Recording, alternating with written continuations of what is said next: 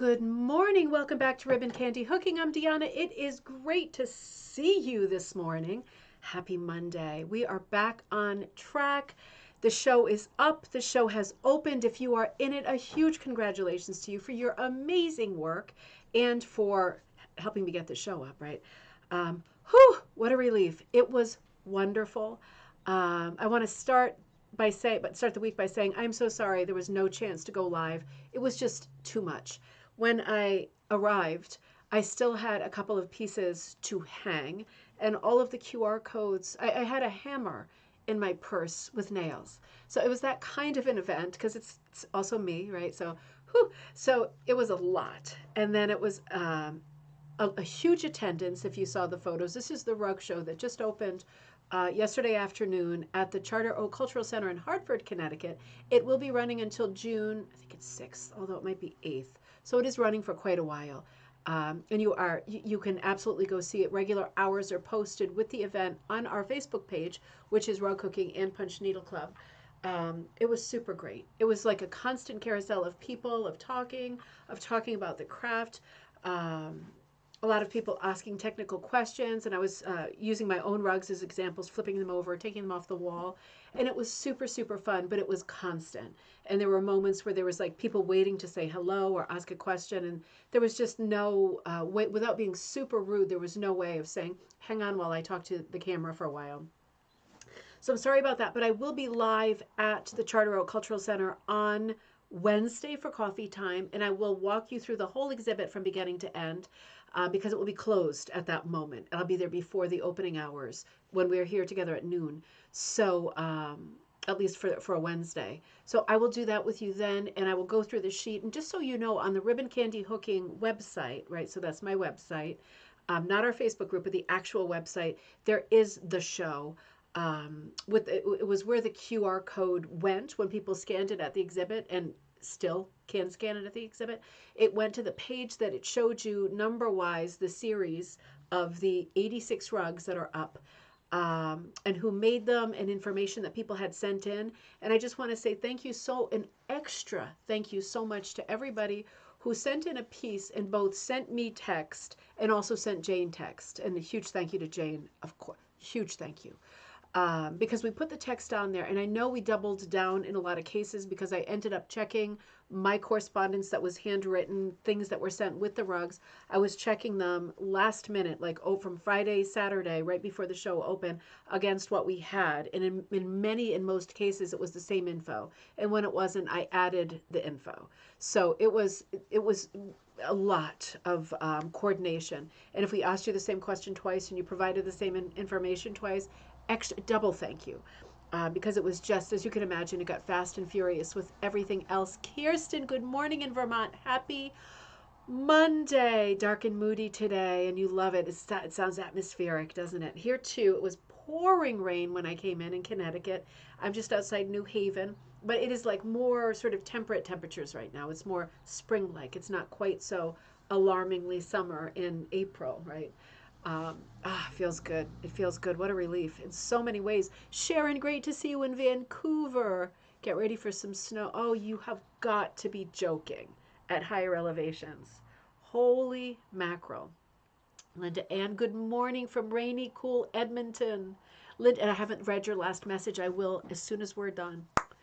Linda, overcast, dreary, damp here too. Yeah, but it's great for the trees and the flowers, right? It's great springtime weather, just what we would expect, just what we need, really, because we're probably going to be complaining about the heat in the very near future, right?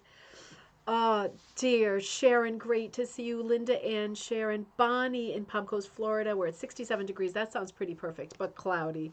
Great to see you. Just catching up on the thread. April, great to see you in windy and beautiful sunny Illinois. Juju Patcoast, good to see you. Happy Monday. The sun is trying to break through in Pennsylvania. I hope that it can. I hope that it can. It's just the beginning, right? It has all afternoon to try. And Goretti, great to see you. Great to see you. And I got your gallery stuff. And I even got the one that said, sorry, I forgot to add the pictures. And I had to laugh because that is the story. That is the story of my life too. Here's the document you asked for, and then I forget to attach the document. That we all do that, believe me. I've got everything because gallery night is coming up this coming Friday. So I'll be with you Wednesday for a live show at the Charter Oak Cultural Center where we can go live and look at the exhibit together without interruption.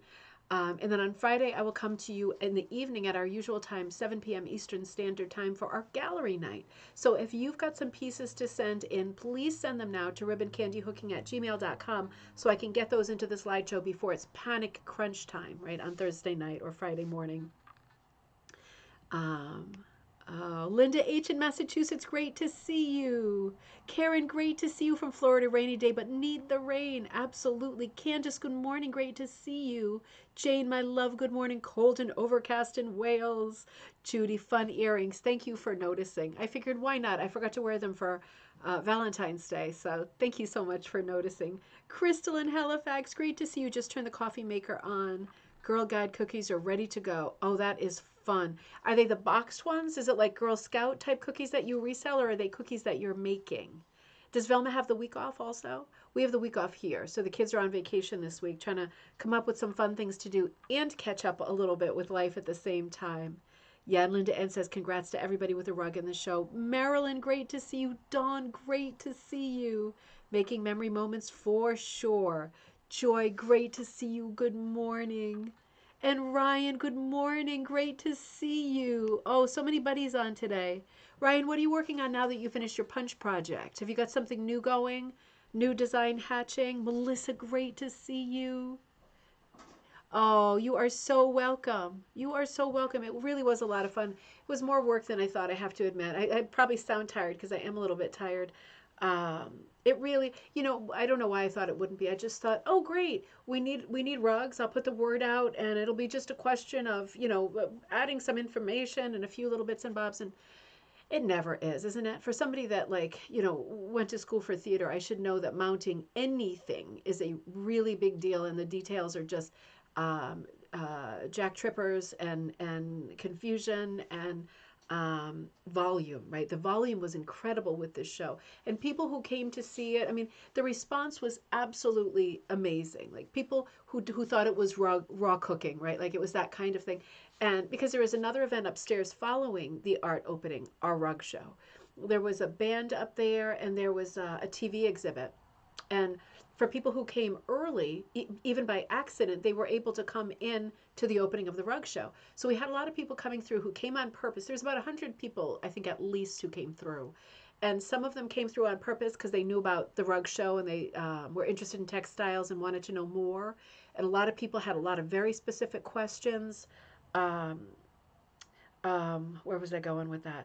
But everybody said this is unbelievable how many like amazing pieces are in these rooms. It was basically two rooms in like a little corner area, but it was fantastic. And Michelle McRelli was there for a while, so we got to fool around a little bit.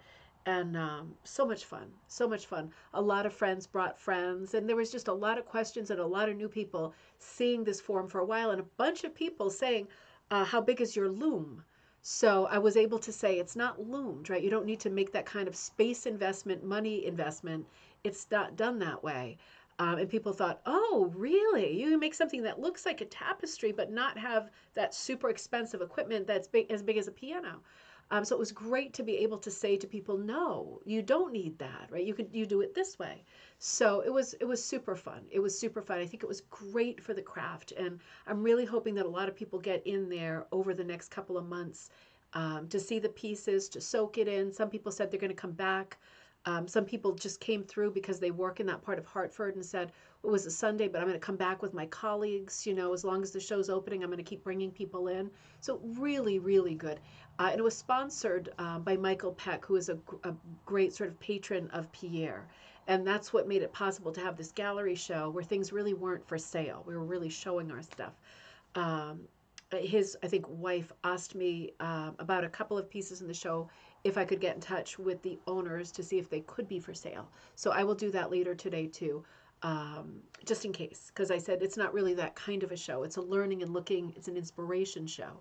But it's not really like I'll take this, this, and this kind of a show because our work is a little bit differently. Maybe we should think about putting together a show because we have a huge platform and there are a lot of places that would like to have work. Should we think about having a show where the stuff actually gets sold?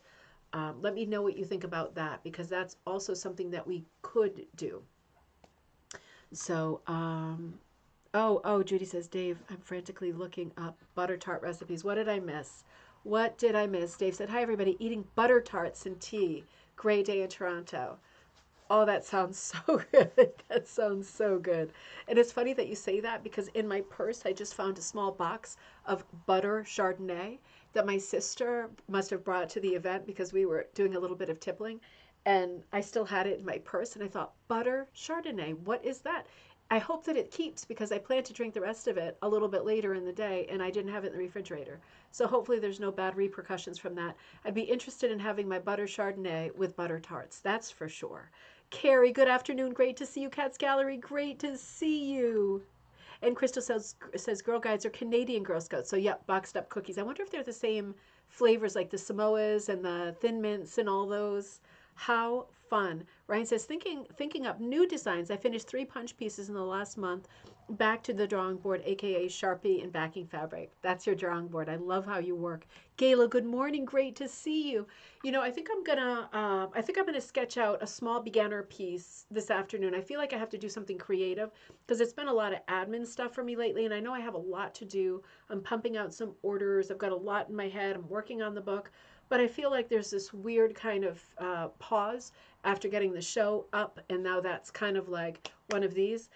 I thought maybe I'd do a small hooked piece. We do have the hook along coming up. Make sure that you order the kit for that so you can hook along with me. It is a huge kit for the money, right? And then you can hook it live, and you can add, there's always a huge border on it. You can always add stuff to it or frame it. It's a weeping willow design in yellows and pastel colors that are themed around my new swatch set, which is called Springtime in Central Park. So lots of grays and lots of pale colors, very deco set. Really pretty. Marilyn, selling sounds good to me. I have no idea on pricing. Let's talk about that, right? Not on this episode, but let's talk about pricing, because we don't want to undersell ourselves, and we all hook at different sort of paces. So some people will take twice as long or 4 times as long to hook the same piece. So that all has to be taken into consideration. This is such a time-consuming craft, right? That you're probably never going to feel like you make your money back on it. But just being able to work at your own, on your own timeline here and there, in your spare time is a great perk, right? And I think the nature of arts and crafts, of people who do things kind of as a hobby and hope to sell them, and having the luxury of making your own schedule and being able to do it at 3 in the morning if you wake up and want to go down and watch the Hallmark Channel and hook something at the same time, that is a great benefit. So we don't want to undersell ourselves, but we will talk about sort of realistic pricing, particularly for larger pieces, right? So definitely, I think it's a good idea. I think it's a good idea. Making a little extra money, selling pieces, spreading the word, having that kind of a platform would be a good thing in a gallery setting. Obviously, you could ask more than you would I would think an Etsy store. That would be my opinion, because it's a gallery, and the sort of it goes without being said that the conversation is prefaced by saying this work is in a gallery. It's art, right? This is proper art. So yeah, something for us to think about for sure. Yeah, so I'm thinking about putting a quick a new kit together too. So I'll work on that later today. Just feel like doing something really quick. And I do want to get back to us doing live hooking during coffee time. Melissa, I've seen you with your pots. You started a new one today. Absolutely going crazy. I never got back to my piece, and I want to, right? The cup, like the little kawaii cup. I want to get back. I really want to get back to this. All the purple pantyhose, right? I will. It's just that the show kind of took over that any free time that I had, and now the kids are off school for the week. Yeah, let's make a deal. Absolutely. So let's go back to what we were talking about on Friday. This book that is just, it's absolutely fabulous. Let me come to the page where we left off. There it is, Arthur Rackham. Hooking Fairy Tales by Robin Rennie. Right? This is the newest. This is a 2023 publication by Rug Cooking Magazine Press. Absolutely beautiful book. We looked at it on Friday night. We started looking at it, and we went down so many rabbit holes talking about the different illustrators, talking about history, talking about the fairy tales themselves. Let's continue on with that today, because it really was so much fun. And I really enjoyed myself. It kicked up all kinds of questions. I want to remind you that my first Design Like class, the volume that is called Designing Like the Storybook Fairy Tale, is available at Ribbon Candy Hooking. You can look back on that episode, and it comes with all of the things, the document, the PowerPoint presentation, all of the things in that live class. So you're getting the same content. And I am about to announce both a color class, because there was a good response for both a color planning class and the storybook class too. And don't forget the Paul Klee class is out there as well. So all of these classes are coming up, and the live hooking with Willow Weep for Me. So make sure it's a sad title, but it's a June Christie song, and it's one of my all-time favorite songs. If listen to it, and then you'll realize why I love that phrase so much. But let's return to this book for now. I don't think we're going to finish it today because there are, like, I would say hundreds of maybe 100. It's hard to guess. There's so many pictures in here that it's absolutely crazy, and we're certainly not looking at even half of them in these presentations because the rabbit hole conversations are so good. Um, let's come to Arthur Rackham, right? Because for me, Arthur Rackham, and you probably already have an impression of what his work looks like. For me, he's a bit of a Gustave Doré. Remember we talked about him on Friday, in that he's a little bit on the, I don't want to say grotesque, but a little bit on the macabre side, a little bit on the dark side, right? And although I really love that, and we have seen like anthologies of like Edgar Allan Poe, like that kind of thing, a lot of fantasy anthologies, the covers are Arthur Rackham's, and he was prolific and fantastic, but it is a little bit darker than what maybe we would expect when we use the phrase or hear the phrase fairy tale book. Oh, Juliet, great to see you. Oh, I'm glad you're there live too. Judy, sadly my tarts are from the store, but we're 50% off. Bon appetit. I bet they're fantastic. Now, Arthur Rackham, let's come to this page. Remember how this book is divided um, by illustrator. So for example, I'm going to show you this piece right now, and then there's like some historical biographical content on Arthur Rackham. And that's one of the things that makes this book really great for me is, I love to dig into the history, and I think you do too. It's a lot of fun to read up on the person. So it starts the chapter by talking about the illustrator Arthur Rackham, who's British, whose life is between 1865 and 1934, and is recognized as the greatest and most enduring of the Golden Age illustrators, and perhaps best defines the era. And then there's some, I'm not going to read the whole thing, but there's some sort of biography parts on him. He had such a long career, and he did so many hundreds of illustrations that it's like overwhelming, right? But absolutely distinctive in their style. Very pen and ink. A lot of them are black and white, right? Just the nature of producing books and magazines at that time. So we're seeing some things that are colored that were not originally colored. This piece I don't remember is taken from this piece. So this piece is colored. Not all of the pieces will be colored, and they won't all be brightly colored in Victorian era books, because the more colors included in the printing process, the more expensive the book becomes, right? So books that are made specifically for children, or that are folk anthologies of what we now call fairy tale stories, really folk stories, that would be a very sort of specific and fairly narrow audience. So they didn't always have the presses that were willing to throw the money into lots of color plates and illustrations. We get a lot of black and white illustrations. This one's kind of probably a 3-color printing process. So right in the middle, but you can see, and I think this is one of the really interesting things. Let's come back to the original Hooked project. By day, the witch would become a cat, by Arthur Rackham, and this is Hooked by Robin Rennie. This is 20 by 26, number 3 cut as is, textured and dip dyed wool on rug warp. And it says, Rennie tried to remain true to the colors in the illustration in her palette. This was difficult because of the reprints of the artwork. They varied, right? Which makes a lot of sense. Of course they would vary. If you look closely at the cat, you'll see that the directional hooking defines the cat's legs and neck, along with slight changes in the value of blacks. I'll show you the actual magazine, book in my hand in a second. The cat is hooked with at least 12 different as-is shades of black wool, including some textures, while the browns have 15 different shades of brown, with textures mixed in for the tree stumps and weeds. The greens used in the weeds are all scrap wools, and the sky was dip dyed. So there is a lovely transition. I'm going to come away from this one and I'm going to come to you here because um, it was hard to capture these pictures at home because of the glare of the book. It's still going to be hard to see the color variation that defines the hips on the cat, where there are those really distinct grays, but they really are there. And you can see this soft, almost ombre color transition, right, from the sandy kind of golden poppy color up to that greenish gray color, like the Cushing silver green gray color, I think this would be. So, and then lots of browns. So, bearing that in mind, the text is saying that Robin stayed really close to the color illustration, but I would say she really enhanced it.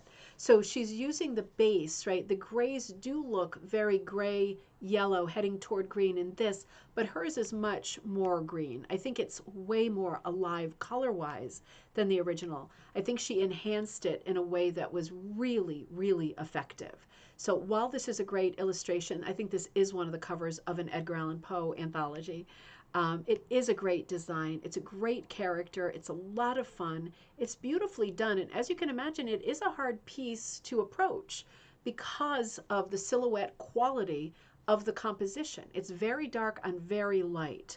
And infusing it with different shades in the background, I think really furthers the storytelling of it as well, because I feel like you get a much better sense of place with this piece than you do with the original illustration, which again has limited print colors.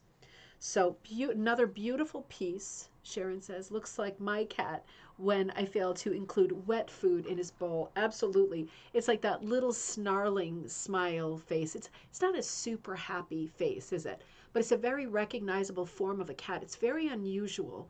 The shape of it, right? You can immediately recognize it as a cat, but it's got kind of an owl look to the head with the ears down like that. That's usually not good, right? When the ears are down like that. And there is something, let me stretch the original illustration out. I think it's really interesting, particularly with the show, while looking at the book, to be able to look at the original illustrations and say, because part of, I think, what we do as makers, right, and as creative people, we look at something and we say, well, how would I do it? Would I do it exactly like this? Right? It's very, very close. Or would I do something different? And it's just a sort of academic, abstract, interesting way to think about these original illustrations and the project, right? Just like with our Van Gogh chairs, if you had been given this project, what would you do? How would you run with it? That is the personalized and exciting question that makes us all unique. It is an odd cat, isn't it? And there's something like lanky and skinny and feral about the shape of its body or its posture with his paws down there. He definitely looks aggressive, right, to say the least. Adorable, though. Still adorable. I wanted to show you some other Arthur Rackham illustrations that kind of went along with our conversation from Friday. So this is real similar. This is the scene with the cards, right? So this is part of the Lewis Carroll text. But we saw a different rendering of this on the Friday episode, and now we're seeing the Arthur Rackham, right? Very, very different. And you see coming at the bottom of the frame and in the middle of the frame, like little newt-like creatures, right? And I think I see like a little hedgehog, that kind of thing. I'm going to stretch it a bit too. It's a little more startling, this depiction. So let's look at this together, right? Because we're talking about Arthur Rackham here. This was done in '07 by the look of it. Right, so we see a newt, a mouse. We see maybe some birds on the bottom left. And over on the right, do you see how some of the playing cards are alive? Like they are, the face cards are expressing emotion that is in sync with the storytelling. And lots of little characters, lots of little scary, impish, fairy type characters that are a bit menacing. Typical Arthur Rackham style with the elongated feet, the tights that seem like part of the body, right? Like that is the body. The cards that actually have the legs. So it's like there's a weird kind of evolution going on here that is, for all of the words we have in English, I'm struggling to find a word that's between whimsical and grotesque. But you know what I mean? And it's not just the limited color palette that's making me feel like that. It's the scary element, right, of these characters, of these supernatural characters, but also look at the way that her hands are warding off the cards, right? And look at her fingers. It's not just like a kind of benign, playful swatting, right? It's like she's defending herself. There's a little bit to be scared of. And this is the very sort of definition of his work. It's all this piece less so, right? This is a tea party after all. Let's see if there's anything going on here that we should remark on. More Alice in Wonderland, because we looked at a little bit of Alice in Wonderland. I'm just looking at the piece myself on Friday. I like the rabbit, right? Kind of waiting, like they're waiting for people, right? So they're getting maybe a little bit impatient here. I like the big armchair that she's seated in. She seems tiny in it, right? And that is part of the story, right? Playing with the sizes of things and with being a small person in a big world or an oversized world, particularly when she drinks from the vial, that's scary, right? The scale of things becomes scary. But there is something a bit, and it might be because of the limited colors, there is something a bit kind of tawdry, antiqued, patinaed, used, and rusted a little bit about his interpretation of Alice in Wonderland. It has an element of scariness in it. It's not cheerful, is it? And it's also, I think, the whimtesque. That is fantastic, Kirsten. Whimtesque. I love that. Can we start our own vocabulary? Remember, we keep saying we're doing this. Is anybody writing down all these words? Whimtesque. Can we add that to it? I really feel a book coming on. I really do. That is specifically about our language with great examples, or at least the day book that I'll be producing for December, right, for next year. To use next year. Page 37 in the book. Carrie says page 37 in the book. Okay, good. You have the books out and you're joining along. Excellent. That's fantastic. The thing about this illustration that really stands out to me, and probably to you too, is one of the things that's unsettling about it to me. This one is less whimtesque, but the thing that's unsettling is of the three characters, none of them are looking at us. And don't you usually get that in Victorian era illustration, right? Particularly if it's meant for a child, which again, Lewis Carroll, not necessarily, right? He's a mathematician. He's got a lot going on in his own biography. But it is a little bit unsettling because you do feel like you are intruding upon the scene. Nobody's meeting our eyes, right? Nobody's looking up directly at the viewer. They all have different thoughts, and they're not even looking at each other. It's kind of like it makes you wonder what each one is thinking, and they seem very impatient. Look at all these empty settings at the table. Just interesting. Looking at Arthur Rackham is a great sort of introduction to approaching illustration because of all the things that he embeds in each image and the interaction of person to person, right? In this one, you see there is a woman up front who is looking toward us. And it's a little more welcoming as a result. You go there, it is overwhelming, right? All of these people in this composition. This is called Dance in Cupid Alley. This is from a different book. I'm not sure what book, but this is another Arthur Rackham. And there are some kind of grotesque, whimtesque looking people in here with exaggerated heads, hairstyles, faces, really pulled chins and foreheads, right? So looking stretched out a little bit, looking a bit gangly, and thus unnatural, can be uncomfortable to look at. This is another really beautiful illustration. It's called When Night Was Come. And I'll stretch this out a little bit, but this is kind of this really whimtesque example from Arthur Rackham still. Looking at the top left, reading it like a book, because my eye doesn't immediately go to the top left, but I think in person it might because of the red cap on the fairy or brownie character, who's like peeking in the attic door, looking at the character who's in there. This almost looks like an ad for, not an ad, this almost looks like, reminds me of the movie about, wait a minute, hang on. Famous British writer. Hold on, I'm going to get there.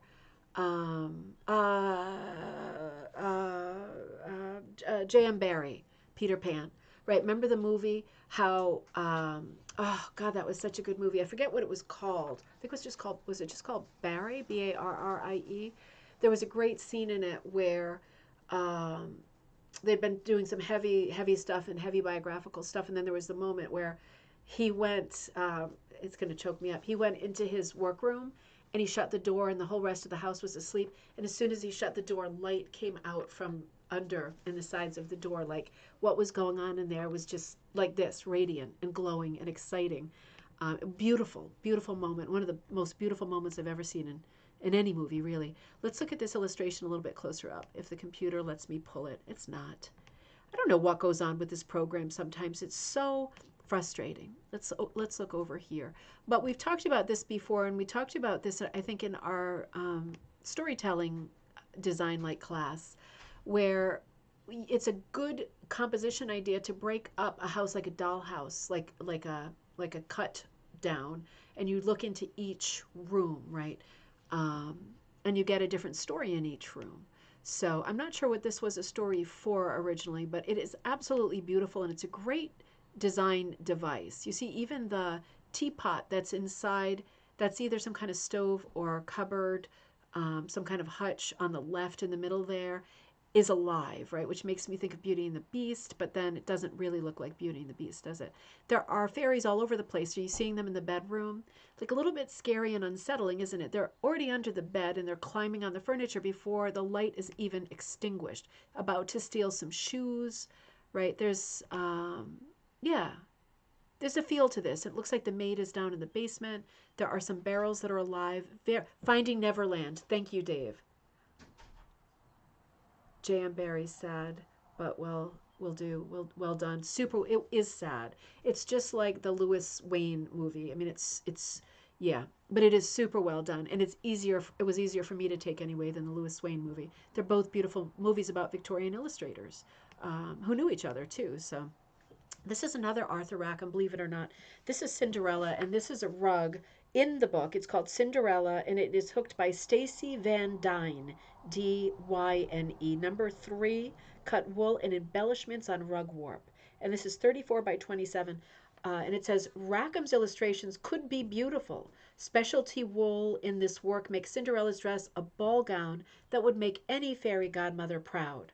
Light blue organza was fused over an 8-value swatch of blue to create a sparkle effect while still allowing for shading and creating the feeling of movement. A cloth ribbon was added as an embellishment. So you're seeing all this in the slide, I hope. The same organza was fused over black for the glass slippers.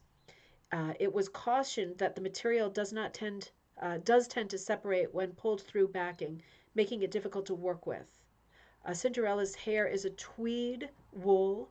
A duller blue was used for the prints to make Cinderella stand out. Okay, so let's talk about a few things here.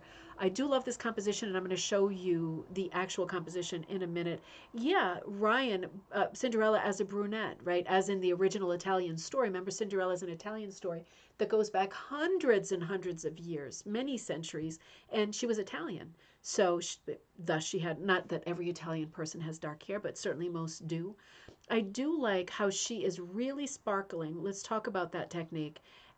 In contrast to him, who, he's got many values of blue, kind of that Wedgwood blue palette, but it is duller compared to hers. Hers is more, it does have that organza overlay, and this is the technique where you are taking a piece of wool. I wish I read forward to the slide because I'd have this stuff with me. I'm looking around, but no. It's you have a piece of wool, and then you get organza or the what's it called? It's like wrinkled, right? It's called something different. Organza that has a sparkle quality to it. Joann's Michaels has it. It's very iridescent. Some of them are holographic. Some of them have a blue cast. Some of them have like a white cast, like pearl, not transparent, but pearl.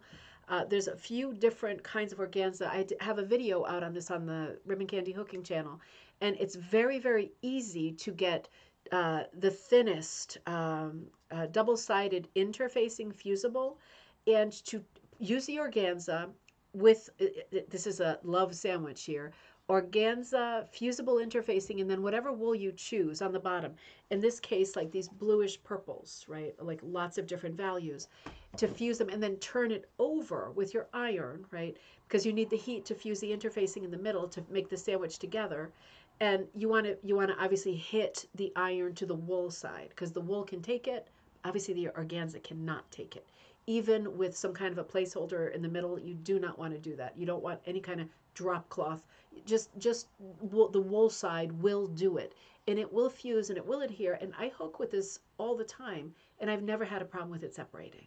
So see how it goes. Don't be discouraged. You could also hook with the organza without the wool attached. It's an option, but it certainly gives your strips more body and integrity when when the wool is fused. Jane, you just did this for me with the Monet piece. You finished it with tons of this material. Jane, if you're still on, did you have any problem with that, with those strips coming apart? I'd be curious to know, because I've never had a problem with it, and I love to get sparkle. I love this technique because you're still able to use wool strips of any cut and get that amazing, impossible shine. Juliet says, I saw your video a while ago and bought the stuff, but I haven't tried it yet. It's super, super, super fun. It's super fun. Okay, so let's come back over here, and I want to show you the original Arthur Rackham design that inspired this piece. Hang on. Struggling with technology. So Cinderella and Cinderella. So you can see, again, talking about choices, right? So some of the choices that were made here involve a crop and elimination. So we've eliminated characters. It's been, to some degree, cropped, right? Or has it? It hasn't really. I'm looking at the character on the right. Certainly Cinderella is the focal point with this piece. A patterned background, which I think is very whimsical. The white has been added. The brick has been added to the ground. I think that is a great sort of anchor to the piece. So those things were added. Yeah, I think the character on the right is maybe about the same. He seems less important in this version. Maybe it's his hair, right? And he is supposed to be less important. It specifically says that.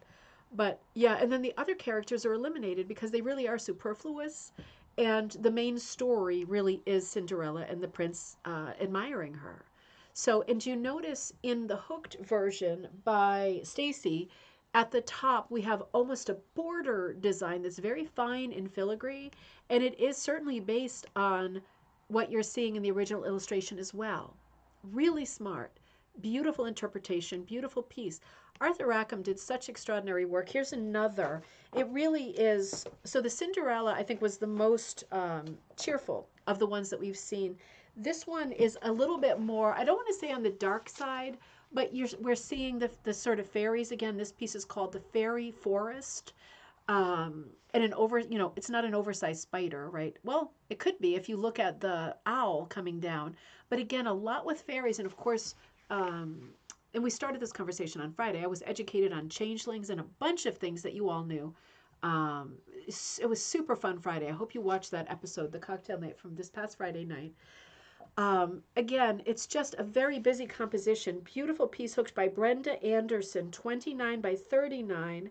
Anderson deviated from the original illustration's cool watercolor interpretation of the Forest of Fairies with stronger colors to create a lively scene. The rug is a colorful fantasy forest that brims with life and activity. I was not able to find the original of this one, and I looked through hundreds of Rackhams this morning to try to bring it to you to compare. I can absolutely, and I'm sure at this point you can too, I can absolutely picture this illustration as a watercolor with the Rackham colors, right? With the dark colors, with the light, and with one or two tones creeping in, watercolor style, very soft shades, maybe shades of gray, shades of yellow. Really, in the grays sometimes look like purples or Rita's purples. Really Rackham composition.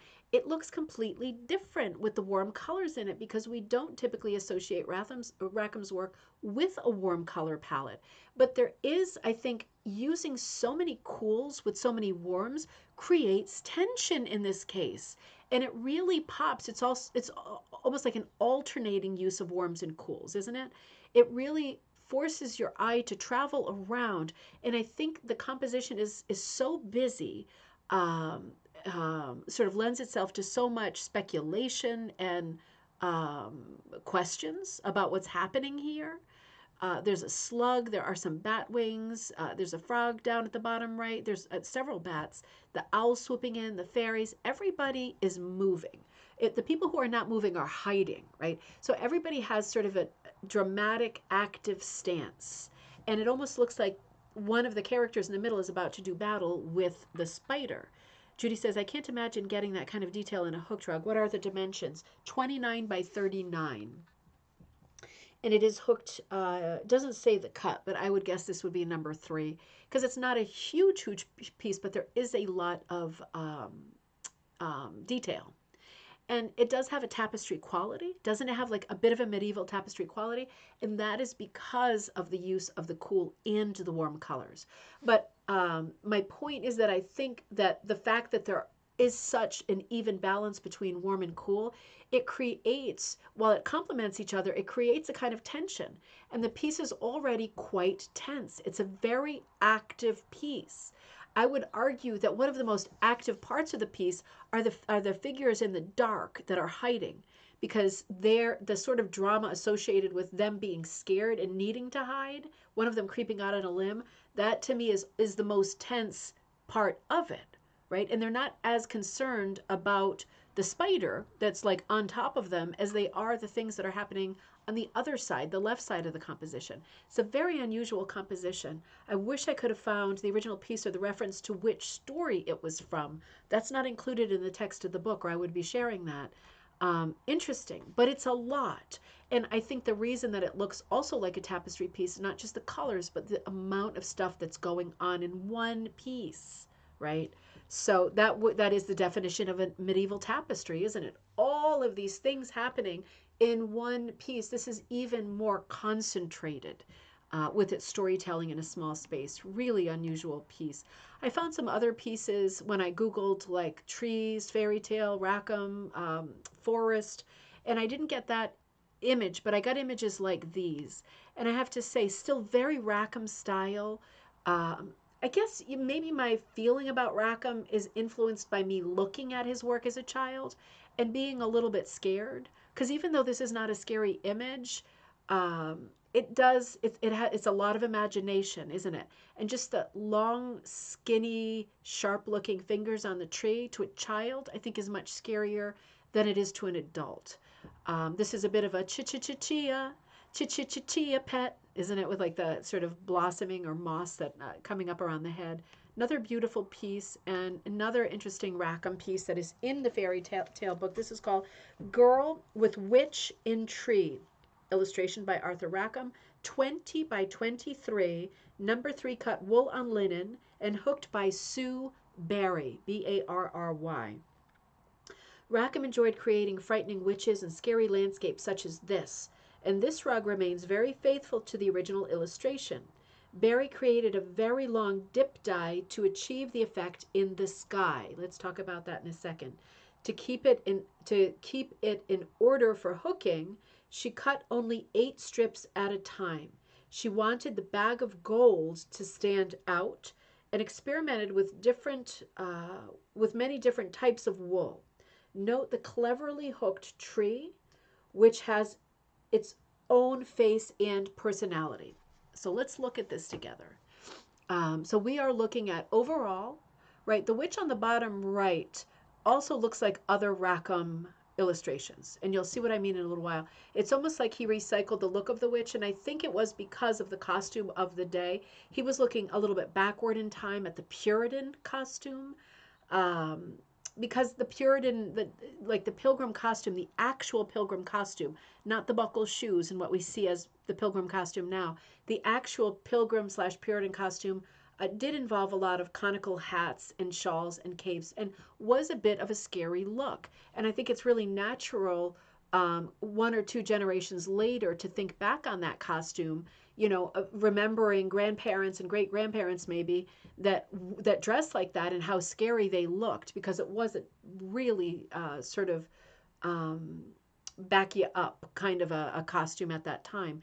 And it would have been within a lot of people's memories, right? So it's interesting to think that this witch, the witch looking like this, is based on historical costume that everybody wore at one time. Poor kids growing up at that time, right? Looking at adults and they're not wearing t-shirts that said, I went to Hollywood and all I got was this stupid shirt. They're wearing stuff like this, and it is quite back you up. The witch has chin hairs. Absolutely she does. Absolutely she does. She needs to be, as grotesque as possible. Well, we gaped. So why don't we look at this too? and then we're going to come back to Sue's piece. Now, let's look at some of the things that are embedded in the Rackham illustration. There is the child in the tree, and the child is almost riding on this bent tree that has a life, right? And the tree is quite grotesque and formidable, and is holding a cane, right? Seems to have things in common with the witch. I'm going to scroll up just a little bit. Haha, Sharon, I was thinking I'm definitely a witch too then. Oh man, how funny! And you know, the one of the weird, you know, sometimes things when I use the word grotesque, sometimes the thing with the word grotesque, right, is that sometimes grotesque is associated with things that are both that have both beauty and a little bit of scariness to them, right? That is kind of the definition of it. Things that are like long and stretched out, or gaunt, like tall and skinny and gangly, and often quite beautiful, right? Like intellectually looking at them, are also scary because they're unnatural looking. So this is a good example of the grotesque, because we've got this tree that is using a cane. So it's an old tree, right? It's bent and it needs a cane for itself to stand at this point. It is a bit of a grotesque face. Look at the hand coming up with almost painfully long fingers, but blossoming on them. So that weird contrast of the ugly and the beautiful, of the old and the new, right, is kind of like how I would define grotesque, I have to say. So looking at this original piece, I don't know what's happening here in terms of interactions and storytelling, but the witch is interested in the tree, and I don't know if the child is hiding or not. Maybe the witch is looking for the child, and the tree is hiding. You know, that could be what's happening, because the tree is kind of holding up a hand, maybe hiding or blocking the child from the witch. Interesting. That could be it, right? But let's go back to the hooked piece that Sue has done. And it is a lot to incorporate in this piece, all of these different motifs that are happening. I love the ombre dyeing. So it's the dip dyeing, which means you put your piece of wool in, and let's say it's this white or this peachy white, and you're dipping it into the blue and you're dragging it out slowly so that the part that's at the bottom of the pan gets the most blue for the longest. And then you have to keep your strips in order like Sue did, right? And have them going light to dark so that you don't trip yourself up. You want to be sure that you get that break in the middle, right? And there's a big obstruction in the center of the composition. It's the tree and the witch. So you have to be careful when you're doing something like this. Otherwise, you get like levels on a stereo, on an old stereo, right? And you see things in the wrong places, and you don't get that break where you want it, right? You want there to be some distinction between the light half on the bottom and the blue half on top. The blue is also like operating as a canopy that helps hide the character in the tree. So we have sort of a more pronounced version of the face of the tree in Sue's hooked rug, more so than we see in the original Rackham illustration. So we have the child hiding above, we have the face on the tree, we have the approach of the witch, we have the dip-dyed sky, and we're also looking for that gold. Let's look at the gold bag, because that was something that was important for Sue to keep, the gold bag. So she obviously has hooked it in possibly the metallic gold felt. I don't know because it doesn't say in the book. Could also be gold sweater material, right? It looks like it could be a knit, but it is truly gold and it is truly metallic. It could be, I don't think it's yarn unless it's flat yarn, like a novelty yarn. Juliet says, I love your shows. Always learn a new way to look and see. Thank you, Juliet. When I look at your work, I feel the same way. You are such a master. And Linda Ann says, I love how the girl is kind of in a cameo with the blossoms of her dress and the blossom. Yeah, she really is. The color is like a cameo color, like an angel skin color, isn't it? And this piece, I'm gonna bring it back down a little bit. This piece, the way that it's hooked, for me has shades of, do you know the artist Kate Greenway? Even like there, for me, it's a 50-50 split between Kate Greenway because of the outlining, right? And because of the, I think, peach dress that Linda Ann is hitting on. That's a nail on the head, right? That peach dress for me looks super Kate Greenway, but also the hat and the kind of flowers that we're seeing when they're outlined in black look for me more Kate Greenway than they do Arthur Rackham. Interesting, because when I look at the original picture now, I am thinking there is an element of Kate Greenway. Maybe it's the bonnet with the flowers and the costume. It could well be, right? Interesting, but another beautiful piece. Let's do a couple more while we're together. We are still in the Rackham chapter here, and there are so many that I'm skipping, you wouldn't believe it. I'm just flipping through pages now. This piece is called The Shipwrecked Maiden and this, I'm sorry, The Shipwrecked Man and the Sea. Illustration by Arthur Rackham. And this is hooked by Michelle Wise. This is 28 by 37, number 2 and number 3 cut, and embellishments. It's wool and embellishments on linen. Wise felt she needed to study the artist and his work to understand his use of color and to recreate it. She used a dip dye for the sky, swatches, and for other parts of the rug, and incorporated sparkle wool and metallic yarn. The imagery in the illustration includes water and winds, both of which posed unique hooking challenges, coming from a painting in which they are represented with transparency. I have the original, so I'll show you that in a second. Wise achieved this effect by using a variety of hues. Now, let's look at this. This really is extraordinary. Let's look at this. Let me see. I'm going to try to do something tricky here. I'm going to move this over here, and let me see if I can pop open this one at the same time. Yep, I can. Let's look. Ooh, uh-oh. Wait a minute. Hang on while I struggle. Struggle is real. Okay, let me do, nope. Hang on, bear with me. You know, sometimes it seems like technology is, oh, I had locked it. It's so great, and other times it seems like, really? All right, hang on, I'm getting there. Wow, amazing. There's something different about this program. It's not really killing us yet, but it's making me nervous. All right, so let's look at these two images side by side. So you see what Michelle's saying about the transparency on the piece on the left, right? The original Rackham illustration. Let's look at what's the same and let's look at what's different. You can see this is an extraordinary. I'm going to bring Michelle's piece down a little bit. Here we go again, so that you can see the entire frame of it, and you know that we're looking at the piece in its entirety. Let me just bring size-wise and bring it down a hair. Right, so we're framed up. All right, we're framed up. So what's the same? Absolutely, the whole composition is the same. What's different? The hair is different and the face is different on the one on the right. Isn't that interesting? Let's stick with what's the same, and shout out too if you want. Obviously, the character in the sky, right? The winds or the sky bringing a storm that is kind of like an allegory or the sky personified. That's scary, and that's the same. You can see in Michelle's hooked version, the faces are a little different. She's really popped the face on the top left to include the third face. She's like amped that up in a great way, and the face on the right, I think, is also larger and more important. So having the three characters in the sky is a bit scarier than the original Rackham. There's a fourth one you can see cut off on the right. It's the wind directly blowing on the sea. And the sea is rising up in a way that would be terrible if you were in a boat, right? Because it would take you right down. But in Michelle's version, the hooked version, it is really beautiful. The sea is beautiful. She is blue. That's another change. She's blue. This is a Van Gogh palette right here. She is blue against the yellow skies. So Michelle has included not just oranges, but she's really pumped up the yellow value too and warmed the piece up a lot, also creating contrast.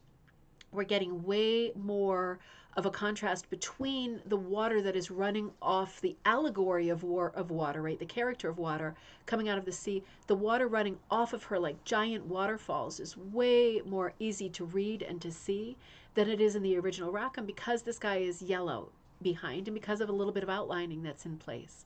And I think the sea is even more exciting in Michelle. This is an extraordinary piece.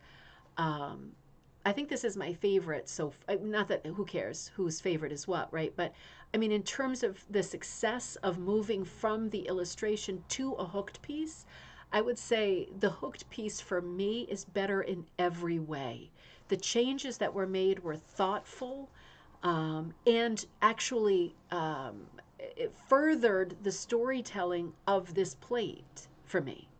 And yeah, it is interesting to see the change from a really miserable, mad, and almost painful looking allegory of the sea to seeing one that is blue.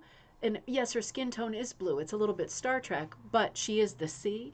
And it looks healthier to me than the character on the left, right? The breasts, the arms, the body, the waves, the froth that's coming down from the waist is quite beautiful. She still looks scary as hell without a doubt, but she doesn't look mean in the hooked version. And I like that. Look at the way that the shoreline is handled as well, right? So she has shipwrecked the man. I mean, at least that's what I'm assuming, because the piece is called The Shipwrecked Man in the Sea. The storm and water rising up, right, in the form of this allegory is the reason why he's on the shore, but he has survived and he appears to be alone, which is not good. Right? It doesn't bode well for the other people who are on the boat with him. But the way that she has hooked the shore is absolutely astonishing. It does, the water in the shore does have that Japanese woodcut quality. I think whenever you, because of the piece, the Japanese woodcut called The Wave, right, famous piece, because that exists and because we've all seen it a million times, I think anytime we are looking at white caps on the sea, we can't help but think of Japanese woodcuts. And I think that the fact that the shore is broken down into sort of cells, right, the sort of geometric pattern furthers that link. I love the way that in the background the boat is also picked out with black outlining, right? It's almost skeletal, almost the rigging looks almost like cobwebs. Isn't that interesting? And I love that kind of plume of gray that goes parallel right under her arms. That's popped in Michelle's version. And I think that's really important because when she's got her arms out like that, she's representing a lot of power and strength. And I think having that horizontal line right under her arms is really supporting the idea and the strength of her outstretched arms. It's supporting the shape. This is like a T composition, and T compositions always work great, like the letter T. April says, Michelle's woman seems much more welcoming. Absolutely, she does. And that's a great interpretation. Without knowing the story myself, I'd say her arms outstretched like that. That reads as welcoming to me, too. Welcoming or triumphant, but there is a relationship between the man on the shore and the allegory of the sea, right? There is a relationship. So that in itself is interesting. And there is in Rackham's as well, but in Rackham's, she seems to be looking forward, like almost a robotic look on her face, where with the change that Michelle makes, the relationship seems much more cemented, right? It's not as scary of a composition. It's not as grotesque of a composition. And Juliet says, I think the blue mermaid and the white water is a starter contrast, so it doesn't look like she is the sea, just came out of the sea. Love it, but different from the original. Absolutely, right? It does. I mean, she could be a mermaid. I think she is the sea, but she has a mermaid body, right? And she certainly looks healthy, more alive, and friendlier, right? And somehow outlining her and having her be a bit more approachable and more beautiful looking, not as scary to look at, changes the tone of the illustration, right? And takes away that weird scariness. The sky is still very scary, but she is less scary. She looks less like a phantom, doesn't she? Or, some kind of a wacky ghost with the blue cast to her skin. She's absolutely beautiful. And we are at 12:59. So I will say, that was the end of the Rackham segment anyway. I had a few more that I wanted to look. I had quite a few more that I wanted to look at.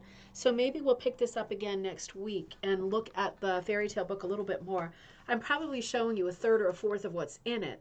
But because of our conversations, I think it just takes longer to get through, and my conversations are my favorite part. So I'm just going to fox the corner of the Herbert Cole chapter, and we will look at the illustrator Herbert Cole. Some of these illustrators that we're talking about, because of this great book, because of Robin Rennie's book, some of these illustrators were very well known in their day and are very important in the art history timeline. Well, we don't talk about them anymore, I think because we don't necessarily read these books to our children anymore. There are other mediums that really are much more seductive now, like anything video, anything TV. And I don't think that's necessarily a bad thing. That's progress, that's evolution, that's, time marching on. And I know my kids know some of these stories, not most of these stories, but I don't know most of these stories myself either. So it just goes to show that through the years, whatever books your parents showed you or whatever references were made, because I was watching TV too in the 70s and 80s, those are the things that we tend to know in our sort of memory museum, our catalog of knowledge, our personal museum. and it's different from person to person. But it's not such a loss, right, that some of these beautiful Victorian fairy tale books aren't immediately recognizable anymore, because if you think about the contemporary 20th century, right, and 21st century children's book illustrators, they are amazing. Like, there are amazing books out there right now. So it's not all a sad kind of like, we have lost everything beautiful in the world sentiment. It's like, yeah, we have beautiful work from this period, from the Victorian period, the golden age of illustration, but we also have beautiful children's books now. And if you have children or grandchildren that you read to, you know that some of the books that are out right now are absolutely glorious and inspiring, right? It's just time marches on, doesn't it? So, but I do want to keep looking at these illustrations because many of them are copyright free, and certainly the artists are copyright free. So there are people, with the exclusion of Beatrix Potter, I think, and maybe a few others. But we'll talk about that as we go along. And I do want to continue this conversation. Thumbs up, thank you. Huge thank you to Patreon supporters, particularly this month when I was working on the show so much. That really took away from my time, and I really appreciate your support on a month like this because I haven't put a ton of new products out lately. And of course, I've got to keep up with everything else. I really extra appreciate your support this month. Melissa says, what an image to think of when teaching or reading The Old Man and the Sea, Santiago's description of the sea as a woman. You are so, you are a literature teacher, right? Did I read that when I was stalking you on your profile? In a loving way, of course. You come up with some great literary references. I completely forgot about that, but you are absolutely right. Absolutely right. The sea is a woman.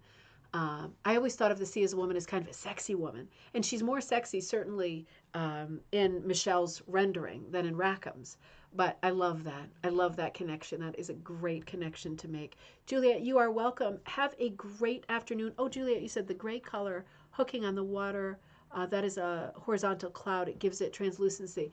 Absolutely. Every part of Rackham's compositions are super thoughtful. And that is something that I love about him.